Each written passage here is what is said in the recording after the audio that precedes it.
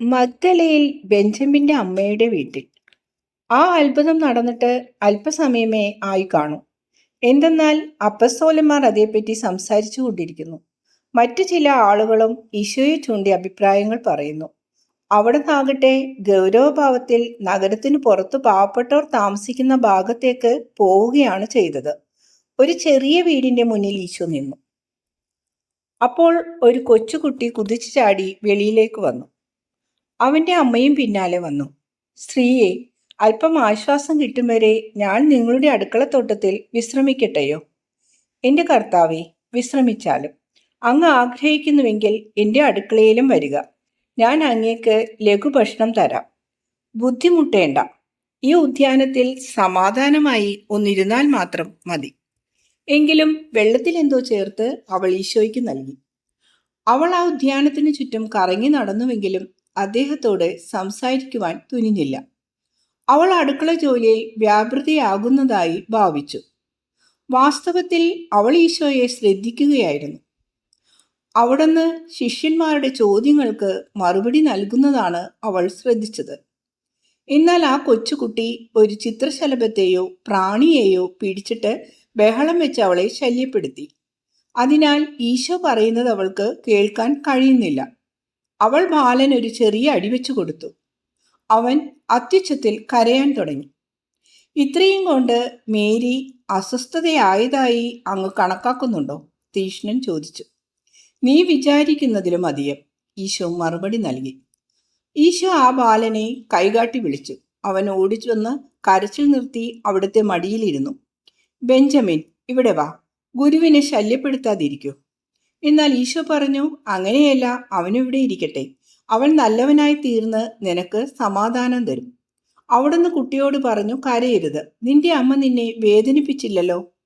അമ്മ നിന്നെ കൊണ്ട് അനുസരിപ്പിച്ചതല്ലേ ഉള്ളൂ, അഥവാ അനുസരിപ്പിക്കാൻ ആഗ്രഹിച്ചു. നീ നിശബ്ദനായിരിക്കണമെന്ന് അമ്മ ആഗ്രഹിച്ചിട്ടും നീ ബഹളം വെച്ചത് എന്തിനാണ്? ഒരുപക്ഷെ അവർക്ക് സുഖമില്ലായിരിക്കാം. നിന്റെ ബഹളം അവർക്ക് ശല്യമായി തോന്നിയിരിക്കാം. കുട്ടി ശിശുസഹജമായ നിഷ്കളങ്കതയോടെ, ഇത് മുതിർന്നവർക്കില്ലല്ലോ, ഉടനെ അത്ഭുതപൂർവ്വം പറഞ്ഞു. ഇല്ല, അമ്മയ്ക്ക് കുഴപ്പമൊന്നുമില്ല. അങ്ങു പറഞ്ഞത് കേൾക്കാൻ അമ്മ ആഗ്രഹിച്ചുവെന്നേ ഉള്ളൂ. അങ്ങയുടെ അടുത്ത് വരാൻ എനിക്ക് ആഗ്രഹമുണ്ടായിരുന്നു. അതിന് ഞാൻ മനഃപൂർവ്വം ബഹളം വെച്ചതാണ്. അപ്പോൾ അങ്ങ് എന്നെ നോക്കുമല്ലോ എന്ന് കരുതി. എല്ലാവരും ചിരിച്ചു. എങ്കിലും ആ സ്ത്രീക്ക് നാണക്കേട് തോന്നി. സ്ത്രീയെ, നിങ്ങൾ വിഷമിക്കേണ്ട, ഇവിടെ വരൂ. ഞാൻ പറയുന്നത് കേൾക്കാൻ നീ ആഗ്രഹിച്ചു. പറയൂ, എന്തുകൊണ്ട്? എന്തുകൊണ്ടെന്നാൽ അങ്ങ് മിശിഹായാണ്. അങ്ങല്ലാതെ മറ്റാരുമല്ല മിശിഹ. അങ്ങ് ചെയ്ത അത്ഭുതങ്ങൾ നോക്കുമ്പോൾ അങ്ങനെയാണ്. അതുകൊണ്ട് അങ്ങ് പറയുന്നത് കേൾക്കാൻ എനിക്ക് ഉത്കണ്ഠയുമുണ്ട്. ഞാൻ ഒരിക്കലും മഗ്ദലയ്ക്ക് പുറത്തു പോകാറില്ല. കാരണം എനിക്ക് വിഷമം പിടിച്ച ഒരു ഭർത്താവും 5 കുട്ടികളുമുണ്ട്. ഏറ്റവും ഇളയതിന് 4 മാസം പ്രായമേ ഉള്ളൂ. അങ്ങ് ഒരിക്കലും ഇവിടെ വന്നിട്ടില്ലല്ലോ. ഇതാ ഞാൻ വന്നിരിക്കുന്നു നിന്റെ വീട്ടിൽ. നീ ഇത് കാണുന്നില്ലേ? അതുകൊണ്ടാണല്ലോ അങ്ങ് പറയുന്നത് കേൾക്കാൻ ഞാൻ ആഗ്രഹിച്ചത്. നിന്റെ ഭർത്താവ് എവിടെ? കടലിൽ പോയിരിക്കുന്നു. മീനൊന്നും കിട്ടിയില്ലെങ്കിൽ ഞങ്ങൾക്ക് ഭക്ഷണവുമില്ല. പിന്നെ ഉള്ളത് ഈ ചെറിയ അടുക്കളത്തോട്ടമാണ്. ഇതുകൊണ്ട് 7 പേർക്ക് കഴിഞ്ഞുകൂടാനാവുമോ? എന്നാലും ഇതൊക്കെ മതിയെന്നാണ് സക്കേവൂസ് പറയുന്നത്. സ്ത്രീയെ, ക്ഷമയോടെ ഇരിക്കുക. ഓരോരുത്തർക്കും അവരവരുടെ കുരിശുണ്ട്. ഏയ്, അങ്ങനെയല്ല. നാണംകെട്ട പെണ്ണുങ്ങൾ സുഖമായി കഴിയുന്നു. ഇത്തരക്കാരുടെ പണികൾ അങ്ങ് കണ്ടല്ലോ. അവർ സ്വയം ആനന്ദിക്കുകയും മറ്റുള്ളവരെ വേദനിപ്പിക്കുകയും ചെയ്യുന്നു. അവർ കുഞ്ഞുങ്ങളെ പെറ്റു വളർത്തുകയോ ദേഹമനങ്ങി പണിയെടുക്കുകയോ ചെയ്യുന്നില്ല. അവർ തൂമ്പയെടുത്ത് മണ്ണിൽ ജോലി ചെയ്യുകയോ മുഷിഞ്ഞ വസ്ത്രം അലക്കുകയോ ചെയ്യുന്നില്ല. അവർ സുന്ദരികളും യുവതികളുമായി കാണപ്പെടുന്നു. ഹവ്വായ്ക്ക് കിട്ടിയ ശിക്ഷ അവർക്ക് ബാധകമല്ല. അതാണ് ഞങ്ങൾക്കുള്ള ശിക്ഷ. എന്തെന്നാൽ പുരുഷന്മാർ, ഞാൻ എന്താണ് ഉദ്ദേശിച്ചതെന്ന് അങ്ങേക്ക് മനസ്സിലായല്ലോ. എനിക്ക് മനസ്സിലായി. എന്നാൽ ഞാൻ പറയുന്നത് വിശ്വസിക്കൂ. ഇത്തരം സ്ത്രീകളും ഭയങ്കരമായ കുരിശ് ചുമക്കുകയാണ്. ഏറ്റവും ഭയങ്കരമായ കുരിശ്. പക്ഷെ അത് കാണാൻ പറ്റില്ല. സ്വന്തം മനസാക്ഷി അവരെ കുറ്റപ്പെടുത്തുന്നു. ലോകം അവരെ പരിഹസിക്കുന്നു. സ്വന്തം രക്തം അവരെ തള്ളിപ്പറയുന്നു. ദൈവം അവരെ ശപിക്കുന്നു. അവർ സന്തുഷ്ടരല്ല. ഞാൻ പറയുന്നത് വിശ്വസിക്കൂ. അവർ പ്രസവവേദന അറിയുന്നില്ല, ദേഹമനങ്ങി ജോലി ചെയ്യുന്നില്ല, അവരുടെ കൈകൊണ്ട് അധ്വാനിക്കുന്നുമില്ല. എങ്കിലും അവർ ഇത്ര തന്നെ അധ്വാനിക്കുന്നുണ്ട്, എന്നിട്ട് അതിൽ ലജ്ജിക്കുകയും ചെയ്യുന്നു. അവരുടെ ഹൃദയം ഒരു വലിയ വ്രണമാണ്. അവരുടെ യുവത്വത്തെയോ സൗന്ദര്യത്തെയോ ചൊല്ലി അസൂയപ്പെടേണ്ട. മറ്റുള്ളവരെ കടിക്കുകയും അവരുടെ സമാധാനം കെടുത്തുകയും ചെയ്യുന്ന നശിച്ച ഒന്നിന്മേലുള്ള ആവരണങ്ങളാണ് അവയൊക്കെ. അവരുടെ ഉറക്കത്തിന്റെ പേരിൽ അസൂയപ്പെടേണ്ട. നിങ്ങൾ നിഷ്കളങ്കരായ നിങ്ങളുടെ കുഞ്ഞുങ്ങളെ സ്വപ്നം കാണുമ്പോൾ അവർക്കുള്ളത് കുറെ ദുസ്വപ്നങ്ങൾ മാത്രമാണ്. ഇനി അവരുടെ ഭാവി നോക്കാം. വാർദ്ധക്യകാലത്ത്, വേദനയുടെ കാലത്ത് അവരെ ശുശ്രൂഷിക്കാൻ ആരുണ്ടാവും? അവരുടെ കൂടെയുള്ളത് പശ്ചാത്താപവും ഭയവും മാത്രമായിരിക്കും. അങ്ങ് പറഞ്ഞത് ശരിയാണ്, എന്നോട് ക്ഷമിക്കുക, ഞാനിവിടെ ഇരിക്കട്ടെയോ? ഇരുന്നോളൂ. ഞാൻ ബെഞ്ചമിന് ഒരു നല്ല കഥ പറഞ്ഞു കൊടുക്കാൻ പോവുകയാണ്. ബാല്യം കഴിഞ്ഞവർക്കും മേരി മഗ്ദലേനയ്ക്കും ഇത് സ്വജീവിതത്തിൽ പ്രാവർത്തികമാക്കാം. മേരി മാനസാന്തരപ്പെട്ട് ദൈവത്തോട് അടുക്കുമോ എന്ന് നീ സംശയിക്കുന്നു. ആ വഴിക്കുള്ള ഒരു സൂചനയും അവൾ കാണിച്ചില്ല. നിർലജ്ജയും ധിക്കാരിയുമായ അവൾ സ്വന്തം സൗന്ദര്യത്തിന്റെയും സ്വാധീനത്തിന്റെയും അഹന്തയോടെ ജനങ്ങളെ അവഗമിക്കുകയും താൻ കാരണം കരയുന്നവരോടൊപ്പം വാതിൽപ്പടി വരെ മാത്രം വരികയും ചെയ്തു. പത്രോസിന്റെ ശകാരത്തെ അവൾ ചിരിച്ചു തള്ളി. ക്ഷണിച്ചുകൊണ്ടുള്ള എൻ്റെ നോട്ടത്തെ അഹങ്കാരത്തോടെ അവൾ നിരസിച്ചു. അവളോട് ഞാൻ നേരിട്ട് സംസാരിക്കണമെന്നും മിശിഹ എന്ന നിലക്കുള്ള എൻ്റെ ശക്തി അവൾക്ക് കാണിച്ചു കൊടുക്കണമെന്നും ചിലരെങ്കിലും ആഗ്രഹിച്ചു കാണും. വേണ്ട, അതിൻ്റെ ആവശ്യമില്ല. മറ്റൊരു പാപിയെ സംബന്ധിച്ച് മാസങ്ങൾക്ക് മുമ്പ് ഞാൻ പറഞ്ഞിട്ടുണ്ട്. ആത്മാക്കൾ സ്വയമേവ പ്രതികരിക്കണം. ഞാൻ കടന്നു പോവുകയും വിത്ത് വിതയ്ക്കുകയും ചെയ്യുന്നു. വിത്ത് പ്രവർത്തിക്കുന്നത് രഹസ്യമായിട്ടാണ്. ഈ കാര്യത്തിൽ ഒരാത്മാവ് ആദരിക്കപ്പെടണം. ആദ്യത്തെ വിത്ത് വേരു പിടിക്കുന്നില്ലെങ്കിൽ മറ്റൊന്നും വിതയ്ക്കും. ആവശ്യമെങ്കിൽ മൂന്നാമതൊന്നും വിതയ്ക്കുന്നത് പ്രയോജനരഹിതമാണെന്ന് തെളിഞ്ഞാൽ മാത്രമേ ആ ഉദ്യമം ഉപേക്ഷിക്കൂ. ഒരാൾ പ്രാർത്ഥിക്കുന്നു എന്നിരിക്കട്ടെ. പ്രാർത്ഥന മണ്ണിൽ വീഴുന്ന മഞ്ഞുതുള്ളി പോലെയാണ്. അത് വിത്തിനെ നനയ്ക്കുകയും പരിപോഷിപ്പിക്കുകയും ചെയ്യുന്നു. അങ്ങനെ വിത്ത് മുളക്കാൻ പ്രാപ്തിയാവുന്നു. സ്ത്രീയെ, പച്ചക്കറികളുടെ കാര്യത്തിൽ ഇതിലെ നിങ്ങൾ ചെയ്യാറുള്ളത്? മനുഷ്യഹൃദയത്തിൽ തൻ്റെ രാജ്യം സ്ഥാപിക്കുന്നതിന് ദൈവം എങ്ങനെ പ്രവർത്തിക്കുന്നു എന്ന് കാണിക്കുന്ന ഒരു കഥ ഞാൻ പറയാം. അത് ശ്രദ്ധിച്ചു കേട്ടുകൊള്ളുക. എന്തുകൊണ്ടെന്നാൽ ഓരോ ഹൃദയവും ഭൂമിയിലെ ഒരു ചെറിയ ദൈവരാജ്യമാണ്. പിന്നീട് മരണശേഷം ഈ ചെറിയ ദൈവരാജ്യങ്ങൾ എല്ലാം കൂടി അപരിമേയവും നിത്യവിശുദ്ധവുമായ സ്വർഗരാജ്യത്തിൽ ലയിച്ച് ഒന്നായിത്തീരും.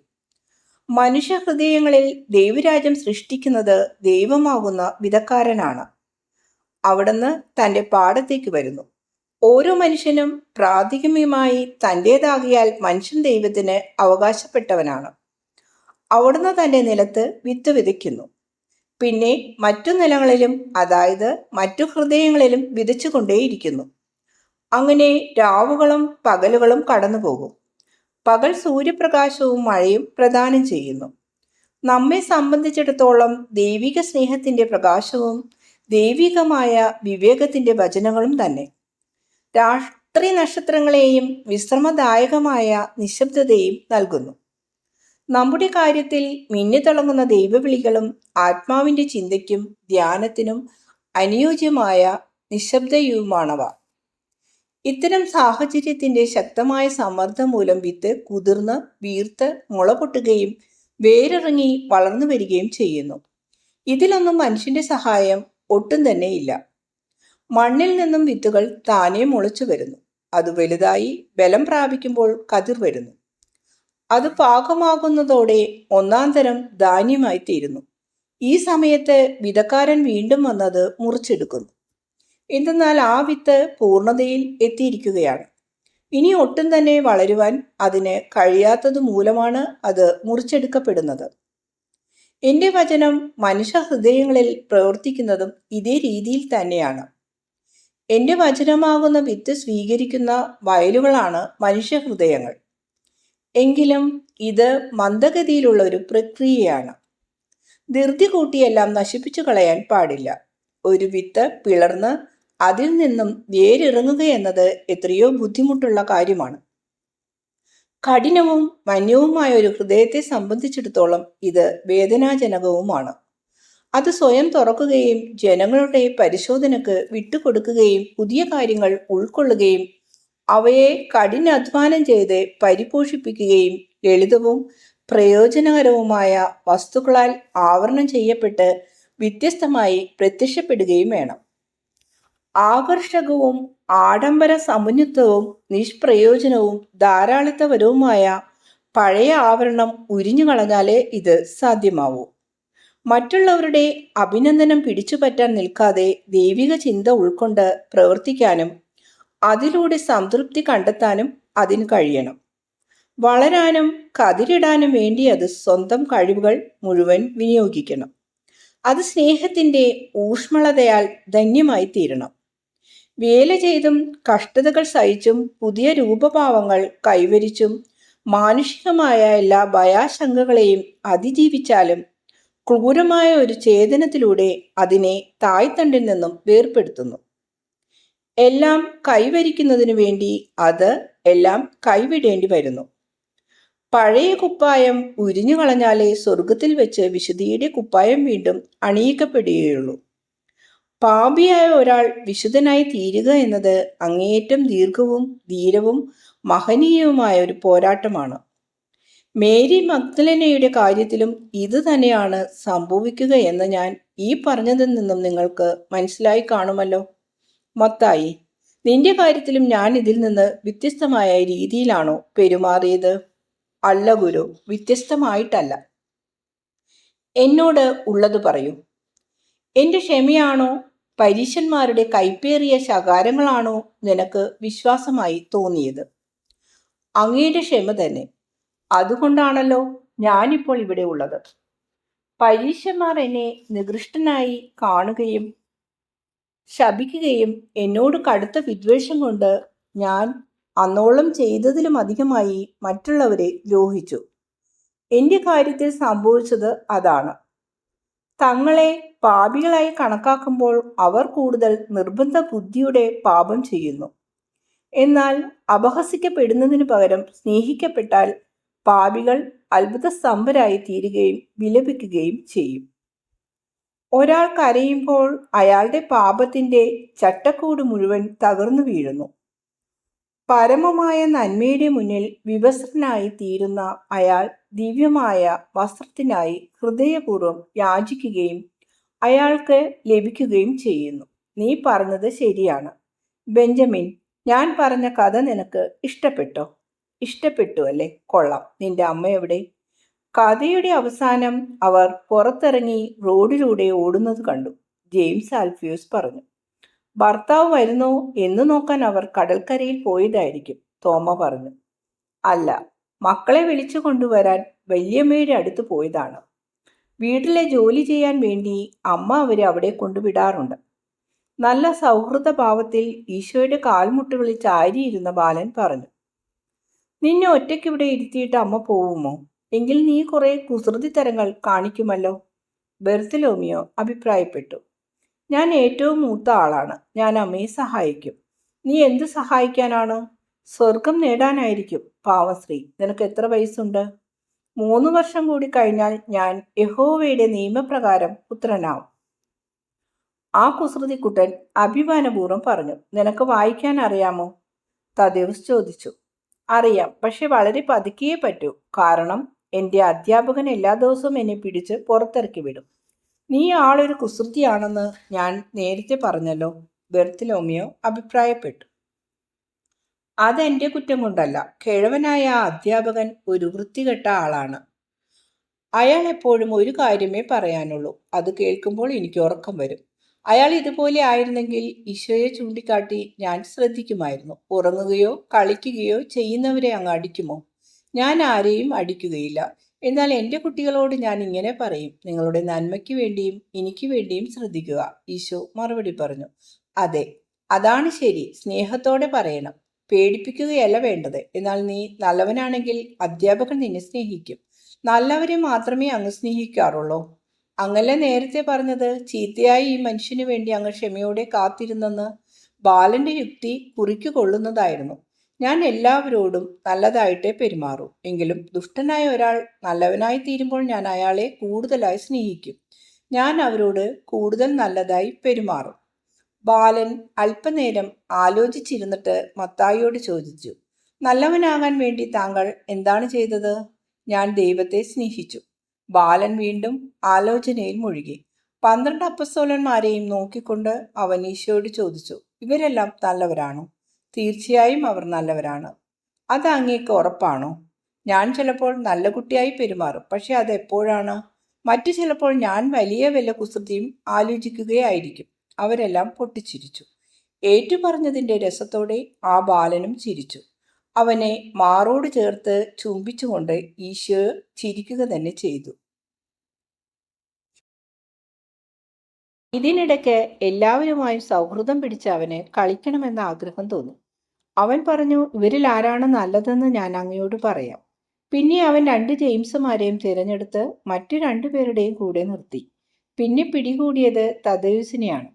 തീഷ്ണന്റെയും ബെർത്തലോമിയോയുടെയും മുന്നിൽ അവൻ കുറെ നേരം ആലോചിച്ചു നിന്നു. നിങ്ങൾ പ്രായമുള്ളവരാണ്, എങ്കിലും നല്ലവരാണ്. അവരെയും മറ്റുള്ളവരുടെ കൂടെ ചേർത്തു. പിന്നെ അവൻ പരിശോധിച്ചത് പത്രോസിനെയാണ്. പത്രോസ് അത് തമാശയായി എടുത്തു. ബാലൻ പത്രോസിനെയും നല്ലവരുടെ കൂടെ ഉൾപ്പെടുത്തി. മത്തായിയും ഫിലിപ്പോസും ആ പരീക്ഷയിൽ ജയിച്ചു. അവൻ തോമായോട് പറഞ്ഞു, താങ്കൾ അമിതമായി ചിരിക്കുന്നു. എനിക്കത് ഇഷ്ടമാണ്. എന്നാൽ എൻ്റെ അധ്യാപകൻ പറയുന്നത് എന്താണെന്നറിയാമോ? എപ്പോഴും ചിരിക്കുന്നവൻ പരീക്ഷയിൽ തോൽക്കുമെന്ന്. കുറഞ്ഞ മാർക്കോടെ ആണെങ്കിലും തോമായും വിജയിച്ചു. ബാലൻ പിന്നീട് ഈശോയുടെ അടുത്ത് തിരിച്ചു ചെന്നു. എടാ കുസൃതി, ഞാനിവിടെ നിൽക്കുന്നത് നീ കണ്ടില്ലേ?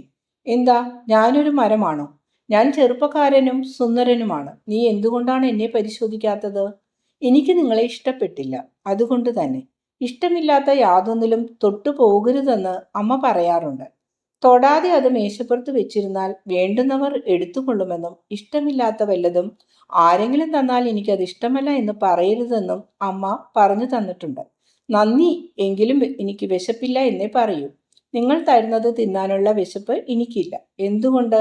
നോക്കൂ, ഞാൻ നല്ലതാണെന്ന് പറഞ്ഞാൽ നിനക്കിതാ ഈ നാണയത്തുട്ട് തരാം. ഇത് എനിക്ക് എന്ത് ചെയ്യാനാണ്? കള്ളം പറഞ്ഞിട്ട് ഞാൻ എന്ത് നേടാനാണ്?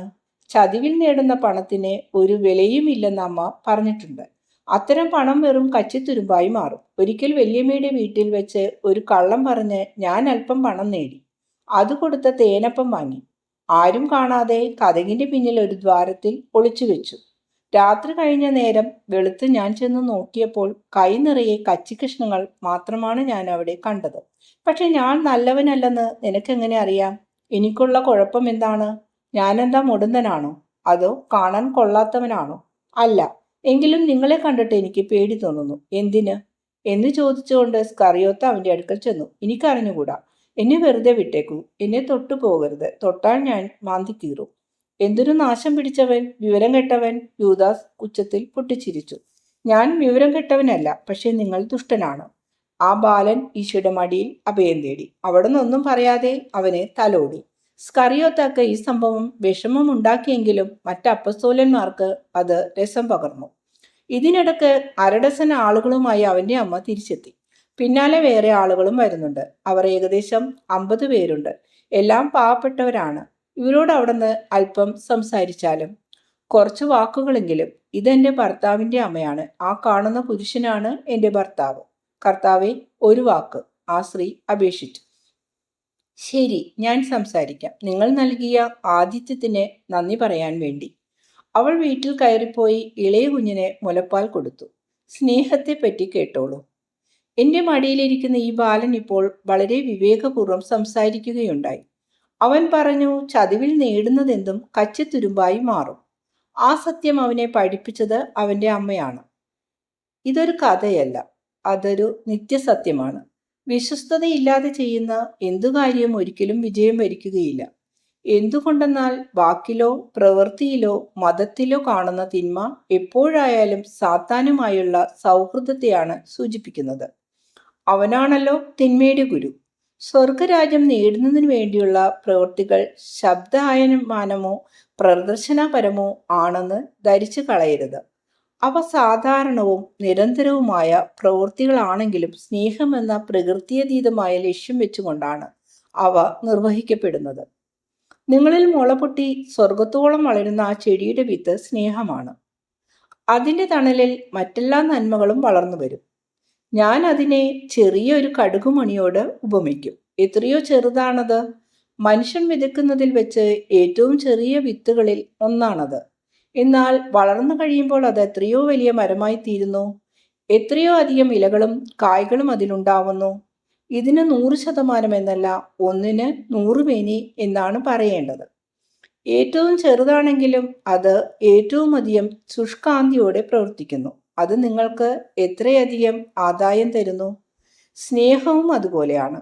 നിങ്ങളുടെ ഹൃദയത്തിൽ സ്നേഹത്തിൻ്റെ ഒരു ചെറിയ വിത്ത് അടക്കം ചെയ്യപ്പെട്ടിട്ടുണ്ടെങ്കിൽ, പരമപരിശുദ്ധനായ ദൈവത്തെയും അയൽക്കാരനെയും നിങ്ങൾ സ്നേഹിക്കുമെങ്കിൽ, നിങ്ങളുടെ പ്രവൃത്തികളെ നയിക്കുന്നത് സ്നേഹമാണെങ്കിൽ, ദൈവകൽപ്പനകൾ പാലിക്കുന്നതിൽ നിങ്ങൾക്കൊരിക്കലും പരാജയം നേരിടുകയില്ല.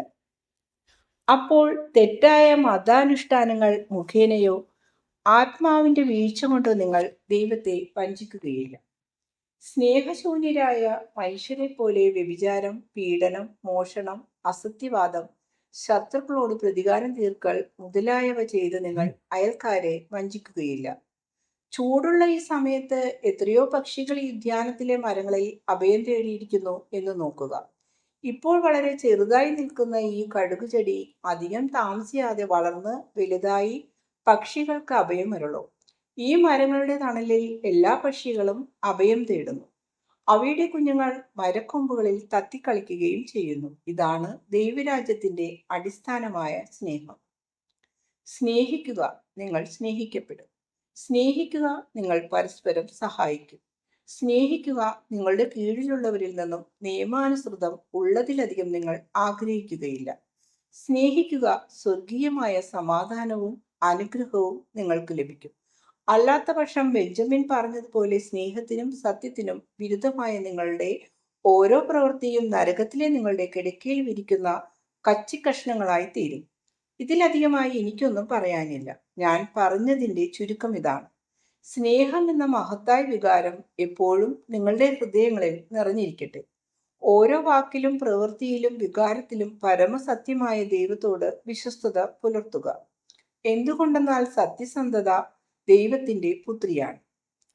പരിപക്വത പ്രാപിക്കും വരെയും വിത്ത് നിരന്തരം വളർന്നുകൊണ്ടിരിക്കുന്നത് പോലെ നിങ്ങളും പൂർണ്ണത നേടുവോളം പരിശ്രമിച്ചു കൊണ്ടിരിക്കുവിൻ. അത് നിശബ്ദവും ലളിതവും ക്ഷമാപൂർവകവുമായിരിക്കട്ടെ.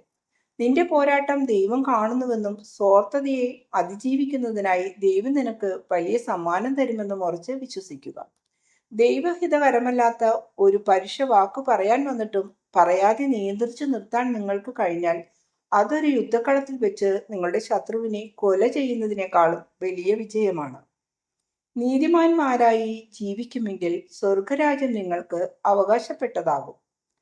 ഓരോ ദിവസത്തെയും ഓരോരോ ചെറിയ സൽപ്രവൃത്തികളിലൂടെ ആയിരിക്കും നിങ്ങൾ അതിന് അവകാശികളായി തീരുന്നത്. നല്ലവരായിരിക്കുക, പരസ്പരം സമാധാനത്തോടെ ജീവിക്കുക. പെറുപെറുക്കുകയോ മറ്റുള്ളവരെ കുറ്റം വിധിക്കുകയോ ചെയ്യരുത്. അപ്പോൾ ദൈവം നിങ്ങളോട് കൂടെ ഉണ്ടായിരിക്കും. നിങ്ങൾക്ക് എന്നിലുള്ള വിശ്വാസത്തിന്റെ പേരിൽ അനുഗ്രഹവും കൃതജ്ഞതയുമായി ഞാൻ എൻ്റെ സമാധാനം നിങ്ങൾക്ക് തരുന്നു. അതിനുശേഷം ഈശോ ഗൃഹസ്ഥയായ സ്ത്രീയോട് പറഞ്ഞു, വിശുദ്ധയായ ഒരു ഭാര്യയും വിശുദ്ധയായ ഒരു അമ്മയുമായ നിന്നെ ദൈവം പ്രത്യേകമായി അനുഗ്രഹിക്കട്ടെ. നന്മയിൽ ഉറച്ചു നിൽക്കുക. ബെഞ്ചമിൻ, ഞാൻ പോകട്ടെ. സത്യത്തെ സ്നേഹിക്കുകയും അമ്മ പറയുന്നത് അനുസരിക്കുകയും ചെയ്യുക. ദൈവം നിന്നെയും നിന്റെ സഹോദരങ്ങളെയും നിന്റെ അമ്മയെയും അനുഗ്രഹിക്കട്ടെ. ഒരു പുരുഷൻ മുൻപോട്ട് വന്ന് വിക്കി പറഞ്ഞു, എങ്കിലും എൻ്റെ ഭാര്യയെപ്പറ്റി അവിടുന്ന് പറഞ്ഞത് കേട്ട് എൻ്റെ മനസ്സിളകി. എനിക്കിത് അറിഞ്ഞുകൂടായിരുന്നു. നിനക്ക് കണ്ണുകളും ബുദ്ധിയുമില്ലേ? ഉണ്ട്, എനിക്കുണ്ട്. എങ്കിൽ പിന്നെ അതൊക്കെ ഉപയോഗിക്കാത്തത് എന്തുകൊണ്ടാണ്? ഞാൻ അവ ശുദ്ധമാക്കി തരണോ? എൻ്റെ കർത്താവേ, അവിടുന്ന് അത് ചെയ്തു കഴിഞ്ഞു.